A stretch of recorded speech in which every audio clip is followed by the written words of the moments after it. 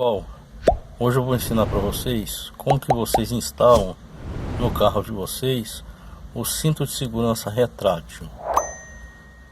Mas não se esqueça, depois de assistirem o vídeo, já deixa aí o seu joinha e se inscreva no canal. Solta a vinheta.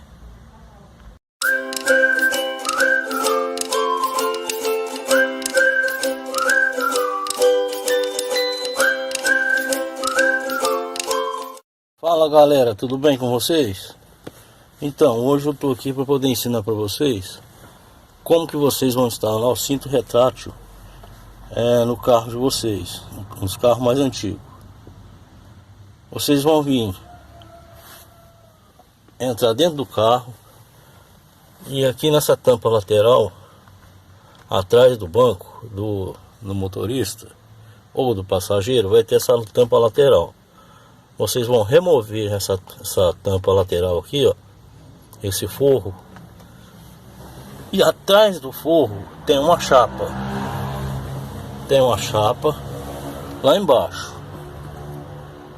Quando vocês removerem o forro, vocês vão ver que tem uma chapa.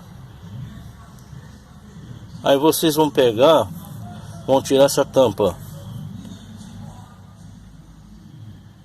traseira e vão pegar a máquina do cinto de segurança retrátil, vão furar nessa chapa com uma furadeira e vai parafusar a máquina do cinto de segurança retrátil na chapa que está atrás aqui, ó, que ela fica aqui, mais ou menos nesse rumo. Aí, depois que vocês parafusarem a máquina do cinto de segurança retrátil no carro de vocês, vocês vão pegar esse forro aqui, vão rasgar ele aqui, ó, mais ou menos na altura da máquina, para poder passar a ponta do cinto de segurança, e vão prender ele aqui, ó, no suporte do carro, na coluna do carro. Aí vocês, é só vocês puxarem o cinto de segurança, que ele vai e volta. Tá feito o serviço. Bom galera, esse foi o vídeo de hoje.